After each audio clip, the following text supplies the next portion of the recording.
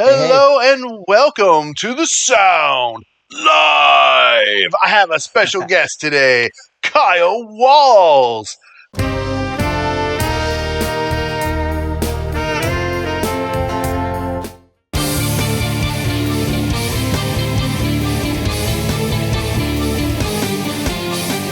Kyle is a singer, a songwriter, guitar player, and an all-around cool dude. And Kyle has a brand new album called Blood Candy. Pick a song or two from it. Tell us a little bit more details this time. Sure. Yeah. One of my favorite songs to play out, and this often becomes a set closer, is called The One. And it's a blues song, kind of in the style of B.B. King, not in your traditional blues style. And I like it because it mixes up the chords a little bit. So when I go to solo, I can add a little bit more flavor, kind of crank up that bluesy spice a little bit. That's a lot of fun to play. And it has a great ending. It ends and everyone's expecting like there's going to be something else, and it leaves you hanging in the best way. It's a lot of fun to play. Awesome. And then the contrast with that, there's a song called That Way that's kind of like 60s ska, kind of like roots ska in a way. Emphasis on those upbeats. And it tells a very silly love story about someone just wanting to give their love and affection and give all that attention and emotion. And what that person really wants is like something frivolous, something petty, something like a ring, a show. Hey, look at all this jewelry you give me. And you're just saying, love doesn't work that way. I want to give you something from the inside. So that's a fun song. When you hear it, you think, oh, this is just something basic, but the story gets pretty deep in that one. I like it. Really cool, Kyle. Awesome. Let's talk about this artist you want to do here, Erik Mongrain. Is that how you say it? Oh yeah, Mongrain. Why don't you introduce this for us? Oh sure. Back when let's see, looking at the year on this video, 2006. So early days of YouTube. And in fact, I first heard Mongrain, and I'm pretty sure it's the same exact video back in the days of Daily Motion. So like when YouTube had a serious competitor. One of my students, I was teaching alternative high school and had a music appreciation class. And that class is what got me into playing guitar again, because I had a couple students that played. I would talk about playing. I brought in a guitar, and it just kind of spiraled. And then we'd stay after school and jam. And the gifted classes I taught, I had a kid into guitar. So anyway, through interacting with my students, they said, there's this guy that's doing this crazy fingerstyle stuff, because they knew at the time I was playing a lot of classical. And when I saw this guy play, it just blew my mind, because things like Alip does, Josephine Alexandra, a lot of the contemporary fingerstyle players on YouTube, this guy was kind of paving the way for this expansion of what you do with fingerstyle. Instead of hey, we're in classical position, we're playing like this, it's like entirely different. So I'm excited to see what you think of this guy. Oh, that's awesome, man. I love fingerstyle guitar. Like I said, I was pretty much playing with a pick for about maybe 18 years. I just always had to have a pick. And a couple times if I like lost my pick or I couldn't find it, I would feel like crippled. So let's get into this, man. This is exciting because I do love fingerstyle guitar just as you do. And, I have never heard this guy before. So this is my first reaction to Erik Mongrain. Air tap. Are you ready, Kyle? Okay, so without further ado, music teacher and Kyle Walz react to Erik Mongrain Air Tap. Here we go. Erik Mongrain. Erik Mongrain.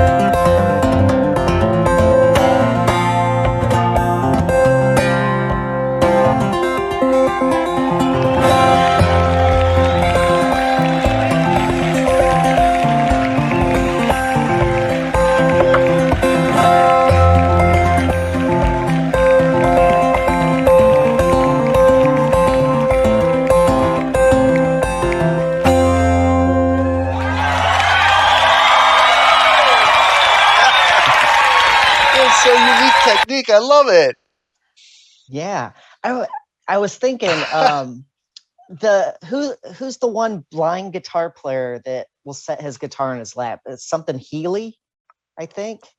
Remember who I'm talking about? I was getting ready to Google that too. No, because he was in a movie.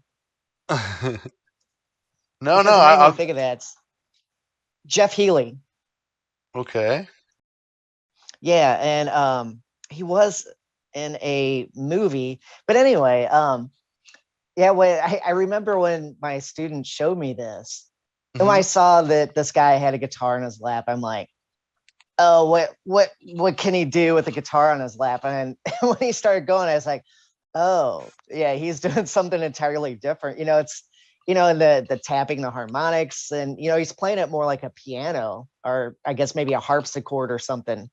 Tapping all the notes out. But I thought that was really cool to incorporate some, kind of strum techniques, tapping, even tap some harmonics with his heel. I would guess that his guitar's in some sort of open tuning, so you can just slap that 12th fret and, make those strings ring in a pleasant way.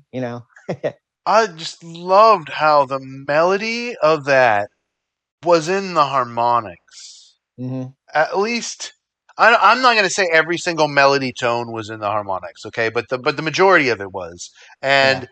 and it was it just rang out so beautiful, and the way that he was integrating the percussion with his playing, it almost it just I mean the word integrated, it fits because it like the sound of it didn't come across as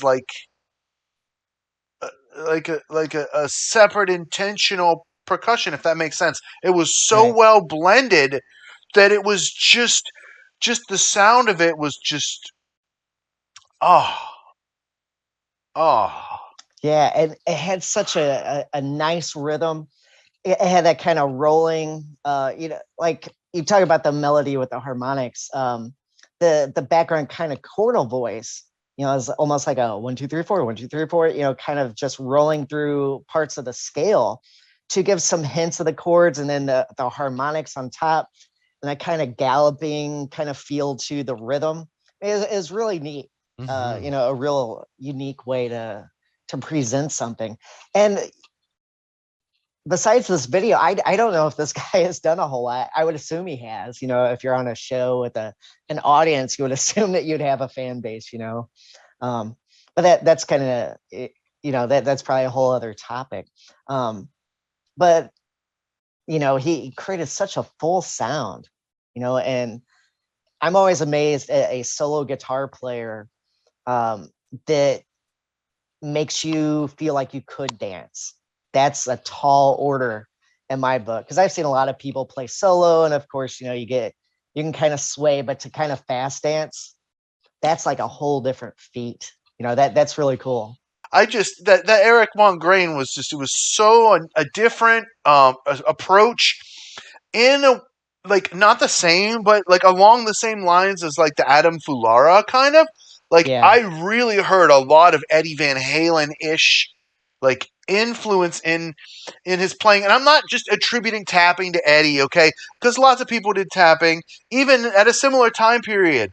My point yeah, is like the way that Eddie Van Halen would play with just this energy that was like contagious. yeah, Like his guitar solos were just that little extra bit exciting. yeah, That's why he played the solo for Beat It. You know what I mean? yeah, Because it was just that little bit extra exciting. Compared to, and I'm not saying that he was the best or anything.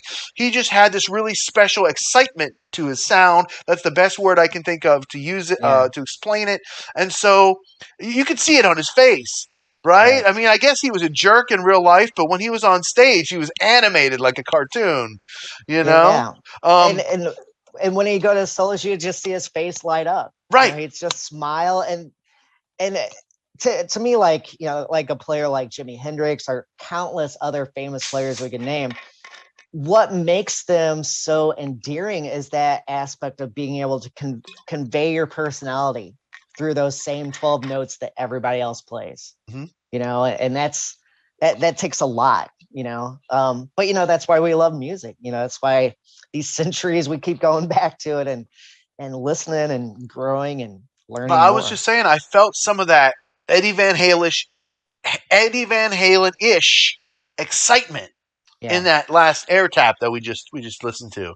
And you know, it was really inspiring. I never tried playing my guitar on my lap like that, and I've seen a bunch of dudes do it with a slide or like a steel style pedal steel, maybe a resonator guitar. They're playing like a dobro style. I've seen that done a lot, but never with that crazy like two-handed tapping and then strumming as well with the right hand and like just constantly just going back and forth and then tapping the guitar. Dude, all this crazy. His right hand was like a blur the whole time. It was like this. It was like that's fun to watch. And for people that don't know guitar, when you're tapping on the far end of the guitar, that is the hardest spot because the strings are big. You know, you got the heavy gauge strings, and that part it takes a lot of strength anyway.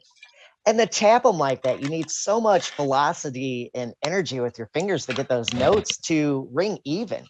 You know, and it looked like he was just using a regular acoustic pickup. You know, you just saw the one cable coming out of the back of the guitar. So that was really neat to, like you said, you know, a very inventive way to play that, like, you know, on his lap like that. Everybody, make sure you check out Blood Candy. You can go to Kyle Walz. Just seriously, just go to whatever streaming platform you like, and just type in Kyle Walz. Real simple, and check out his music.